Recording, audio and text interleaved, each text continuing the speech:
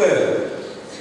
Tanto que ele não tinha intenção de matar. E se apresentou voluntariamente à delegacia de polícia, prestou depoimento, não se exibiu, porém agiu em legítima defesa, senhores. Seria incoerente de nossa parte exigir que qualquer ser humano, em plenas faculdades mentais, não reagisse dessa maneira. Eu reagiria, qualquer um dos senhores reagiria. Se fosse para preservar a sua vida ou a vida de um terceiro. Aí a tese da defesa, de legítima defesa.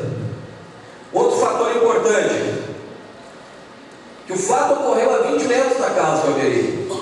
Vai ser comprovado pelo nosso colega de defesa, o doutor Adriano, que à época dos fatos, a filha de Alberi não morava onde estava o endereço dele.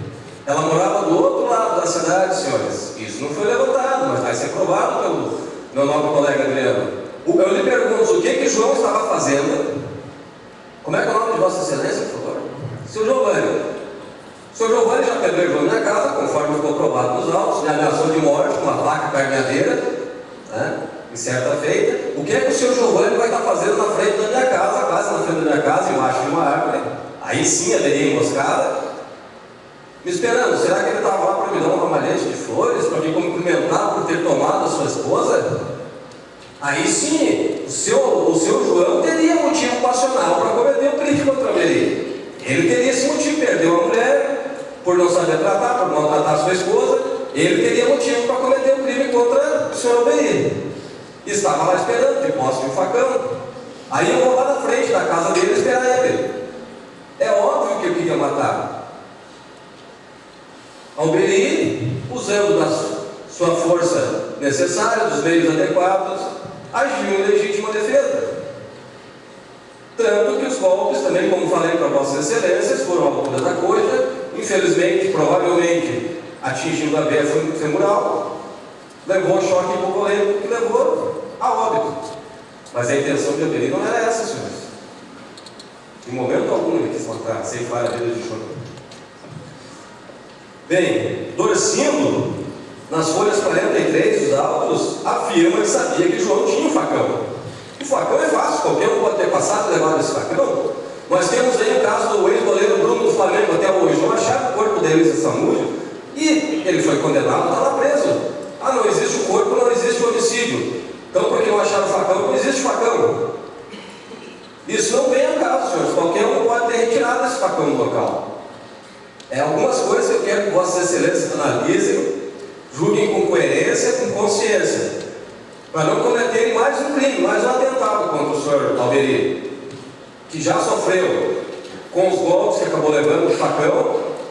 Tão profundo foram as marcas que 1 ano e meio depois, quando ele foi dar depoimento em juízo, já em 1994, ele ainda tinha as marcas do facão no rosto e no ombro. Está na mão dos senhores o auto de exame de corpo de delito. Não sou eu que estou falando, são os autos que estão falando. Por isso eu quero que os senhores julguem com a razão, conforme constam os autos. Bem, Alberi era deficiente físico, já foi levantado, conforme o laudo pericial. Agora vamos a algumas colocações do Ministério Público, né? Ele disse que não tinha ameaça, mas tinha. O que diz aqui? Vocês analisem bem comigo o que diz o depoimento de Tereza Fragoso, as folhas 43. Deixou Alberi o réu, porque a vítima, quem é a vítima desse caso? João, em tese, no depoimento, porque a vítima passou a perseguir a depoente. Não foi Alberi que passou a perseguir Tereza. Não vamos distorcer as palavras, senhores. Está na sua frente. Foi levantado pelo Ministério Público que Alberi é possessivo, que Alberi ameaçava a Tereza. Tu falasse? A Tereza, por temer a sua vida, por quê? Porque a vítima, mais uma vez, a vítima passou a perseguir a depoente. Quem é a vítima desse fato que os senhores estão julgando? A vítima é João. João ameaçava a Tereza. Dizia, olha, tu volta para mim, eu te mato. Uma parte, por favor, excelentíssimo. Só pode continuar, porque a gente fazer uma seleção do texto e ler somente aquilo que interessa. Analisar a defesa trabalha só uma mentira. O planejamento da defesa tem que ser essa parte. Seja objetivo. Eu só gostaria que o excelentíssimo terminasse a frase, onde ele lê lá, que a vítima passou a perseguir a depoente. Continue a frase. Vossa Excelência leu a parte que ele disse, que disse que não sabia quem apedrejou a na casa, eu leio a parte que me convence, Excelência. Pois é, mas o senhor respeite o meu momento de defesa, o senhor já fez a sua parte, o senhor vai ter a réplica. Eu respeito, Na réplica, eu o senhor estou usando o meu direito de pedir uma parte, e foi concedido. Então, como eu vinha, não poderia Excelências, Ok. como eu vinha falando para Vossa Excelência, quem perseguia a Tereza era João, e não Alberi. Mais uma vez mostrava o caráter violento de João, que queria ceifar a vida da ex-esposa, e com certeza a vida de Alberi. Quem mata a ex-esposa, mãe dos seus filhos, tem coragem para matar o seu Alberi, matar eu, matar qualquer um. Aí foi levantado que os senhores querem viver numa sociedade que preserva a vida, correto? Foi levantado pelo nobre representante do Ministério Público, eu também quero viver numa sociedade que preserva a vida, principalmente a minha. Como os senhores, principalmente a de vocês. O senhor Alberi preservou a vida dele, o direito dele de ter a sua integridade física preservada, a sua vida preservada, de sorte agindo dessa maneira, efetuando 2 golpes que acertaram o João, infelizmente, mas foi a única forma que ele teve para se defender no momento, porque nem sempre a gente tem a polícia do nosso lado, quando a gente mais precisa, infelizmente não tem. Então, como não tinha o braço do Estado para apoiar, usando o seu direito, amparado pelo excludente de ilicitude, está no artigo 23 do Código Penal, o senhor Alberi agiu sim com legítima defesa. Outro fato que eu quero levantar para os senhores: o crime ocorreu numa segunda-feira. Consta dos autos que João trabalhava fora. João morava em Oeste, trabalhava em Campo Belo do Sul. Depoimento de todos os depoentes falaram que João trabalhava a semana inteira fora, vinha no final de semana e retornava segunda-feira. Eu lhes pergunto: o que João estava fazendo na segunda-feira na frente da casa de Alberi? Por que João não foi trabalhar naquela segunda-feira? O que ele estava fazendo em Lages? Não foi Alberi que foi na frente da casa de João, cometeu o fato típico. Porém, a antijuridicidade vai cair por terra, tenho certeza que os senhores vão agir com a razão. E na hora dos quesitos, como já foi levantado pelo nobre representante do Ministério Público, houve a maternidade? Sim. Houve a autoria? Sim. Deve ser absolvido? Sim. Deve ser absolvido porque agiu para preservar a sua vida. Eu agradeço a todos, vou passar a palavra para o nosso colega Temo, não quero me estender mais. Muito obrigado.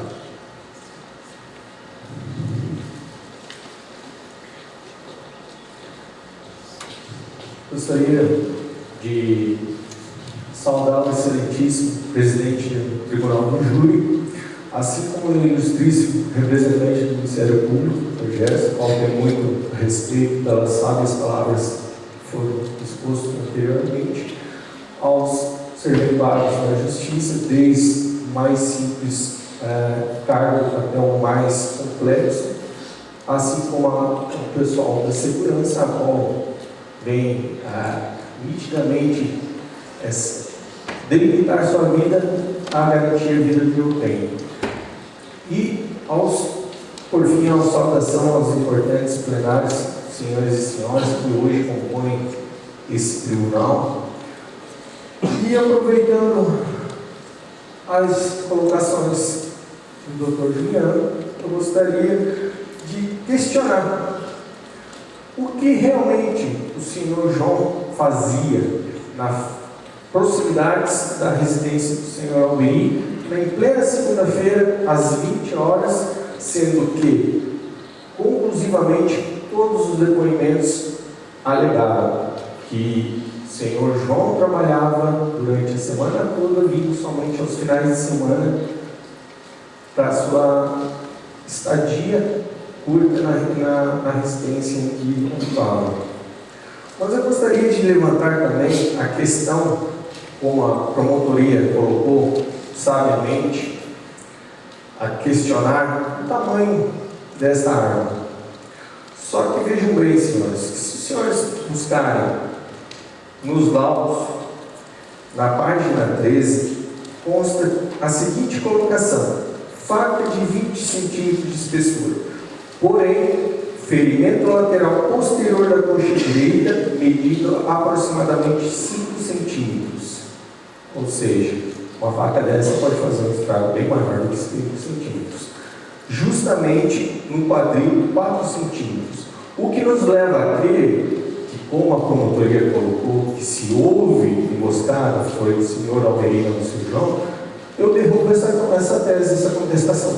Porque, se analisarmos a limitação física do senhor Alberi referente à questão, como sabe as palavras escolhidas, de um porte de uma pessoa de boa qualidade de vida, mais novo do que o senhor Alberi, como ele mesmo entrou em contradições, como que ele conseguiria fazer esses ferimentos se ele fosse intencionalmente 5 centímetros, 4 centímetros? É impossível. Quem realmente quer cometer um crime, ele vai fazer bem mais do que isso. Então eu levanto as seguintes questões.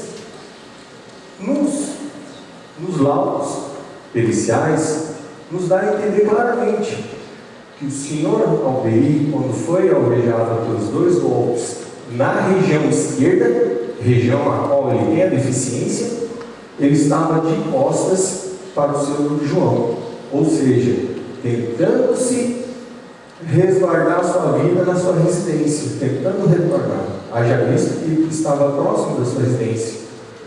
Então, nos crê que o senhor Alberi nada mais fez que um momento de gesto de defesa, por espanto, por medo. Coloque-se os senhores no lugar do senhor Alberi, com deficiência, como foi visto aqui na automoção, perante uma pessoa de boa qualidade de vida. Quem tem a tendência a ganhar nessa corrida? Então eu gostaria que se colocasse no lugar do senhor Alberi. E nos creio, certamente, que se houve tentativa de uma lesão ceifar a vida, foi do seu João através incorporado à vida do senhor Alberi, e não vice-versa, como foi apresentado pela promotoria. Gostaria também de salientar a questão da vítima, tendo em vista que, taxativamente, tanto a esposa do senhor João quanto a filha foram objetivos em dizer que ele sim era uma pessoa que bebia, fazia uso contínuo de álcool, e o qual, quando estava sob efeito de álcool, ele era violento. Até, no entanto, que se analisar, por que uma parte, por favor, excelentíssimo, uma parte, se o senhor me permite, da pessoa a qual o senhor está falando, não consta nenhum registro, inquérito policial ou ser processado por violência. Fala que realmente ele bebia, mas entretanto não era violento. Mandava a pessoa sair, gritava, excelência, mas não tem excelência, depoimento da própria ex-esposa e da própria filha. Se o senhor respaldar a sua cópia do processo, o senhor verá nitidamente aonde a filha do senhor João, ela alega que por muitas vezes eles tiveram que se abrigar em casas de próximos, a fim de passar o efeito, a fim de que pudesse retornar para a residência com total segurança. E isso está nos laudos. A gente não está levantando falácia alguma, a não ser as que constam em autos. Gostaria de saber do nome do colega. A acusação, por favor, sustente sua tese, fazendo uso da réplica. Obrigado, excelência. Obrigado. Tem ordem nesse julgamento, ok? Deixa a defesa explanar sua tese aqui. Então, senhores, tendo em vista que fica nítido que o senhor Alberi nada mais fez que acolher a dona Teresa em sua residência nos momentos em que seu João ficava alterado. Por quê? Porque ele, como a própria promotoria acusou, ele sabe muito bem o que quer ser deixado pelo ente querido.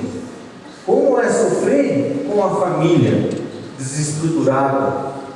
Então, nada mais ocorreu de que, de tanto acolhimento, a dona Teresa observou que sim, ela poderia ter uma vida feliz ao lado do Alberi. Até, no entanto, que ela só teve contato realmente, e isso a filha do senhor João foi taxativa em declarar que 1 ano e meio após o fim do relacionamento com o seu João, é que a dona Teresa teve contato com o seu Alberi. Então, não houve, como a promotoria acusou, paranoia de adultério, disso, daquilo, como levantaram a promotoria. Não houve momento essa paranoia por parte do senhor Alberi? Tendo em vista que ela afirma que deixou de Alberi, na página 43, pelo fato que João estava perseguindo. Então, se o senhor Alberi realmente tivesse a paranoia de adultério, de traição, ele não teria catado. E os fatos ocorreram no ano posterior, praticamente. Então, leva-se a crer que nada mais o senhor Alberi preservou a sua vida, realmente, como o doutor Juliano levantou anteriormente, que se houve uma tentativa, me desculpa, não caberia um homicídio simples, e sim qualificado por parte. Senhores, eu gostaria, até se possível, colocar um slide ali. Temos uma questão aí que a gente gostaria de levantar.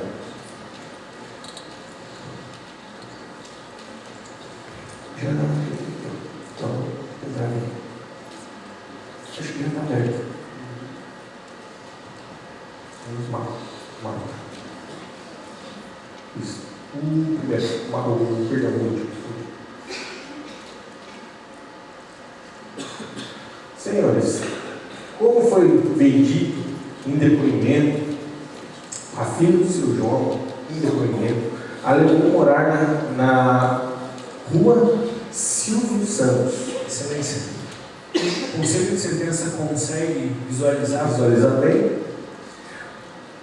Pois bem, houve-se uma contradição amplamente em todos os depoimentos, e isso fica nítido aos olhos dos senhores. Começa pelo endereço citado pela filha, porque a ex-esposa da vítima alegou que deixou de Alberi e foi residir com os filhos na rua Silvio Santos, o qual tinha a total visão da casa do senhor Alberi. Só que o endereço citado logo mais abaixo, em depoimento, em juízo, ela cita a rua Edemar Fabrício, número 230, ou seja, senhores, 3,2 quilômetros distante da real residência que ela citou anteriormente. 5 minutos. Então, eu peço a seguinte convicções dos senhores: analise todos os fatos contundentes. Houve, mas como os senhores mesmos perceberam, a complexidade foi ampla e tanta que o mesmo só se apresentou 2 dias após. Se realmente tivesse ocorrido, ele automaticamente seria atuado em flagrante. Não houve. Segunda questão: o próprio policial ao qual participou da ocorrência, ele, em depoimento, alegou que as testemunhas em si, em depoimento, alegaram o crime ocorrendo entre 20 e 30, sendo que a brigada só foi acionada às 21 horas. Então, leva a crer. O que ocorreu nesse lapso de tempo? Muita coisa pode ter ocorrido. Facão? Não houve a preservação do local dos fatos para a perícia fazer essa análise. Porque o policial, ele recolheu o senhor João na viatura e levou automaticamente para o hospital. Hemorragia, muito bem aplicado. Hemorragia, senhores, ela, para chegar a óbito, ela é permanentemente necessário apenas 1,5 média de líquido corporal do ser humano da hemorragia, ou seja, 1 litro aproximadamente para levar óbito. Só que o policial, ele foi nítido em dizer que o senhor João estava vivo no momento que ele recolheu para o socorro. Então, isso levanta muitas teses contraditórias. E existe uma contradição muito a ser questionada pela defesa em relação à acusação pelo qual o senhor Alberi vem sofrendo. Isso fica nítido. Como o senhor Dorcínio mesmo falou, o senhor João portava diariamente, os laudos constam, portava o seu punhal. As agressões sofridas do senhor Alberi, as atenuantes existentes entre um relacionamento conturbado por bebida, por álcool, por violência, e um acolhimento de um ser humano, o qual tem suas limitações, e nem por isso ele deixou de residir na sua residência no momento que ele foi apedrejado na sua residência. Ele encarou as dificuldades e ele sim assumiu o papel de homem. Ele acolheu aquela que tanto esperava dele. Então, peço aos senhores que os senhores analisem bem e possam ter o melhor veredito. Obrigado. Excelência, pela ordem, eu só gostaria que constasse um termo que foi trazido no plenário, croqui, o qual não constava nos autos até 3 dias antes, sem ser dado vista a outra parte, em desacordo ao disposto no artigo 479, incluindo seu parágrafo único. Obrigado.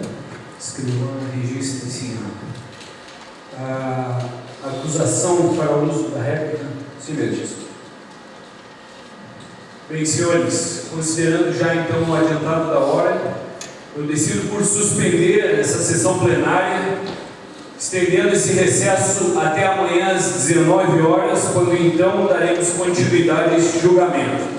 Determino ao oficial de justiça que aloque os jurados em local a ele destinado a fim que se mantenha a incomunicabilidade com o conselho de sentença. Determino ainda que a guarda deste tribunal recolha o preso ao local a ele destinado. Essa sessão, a partir desse momento, entra em recesso.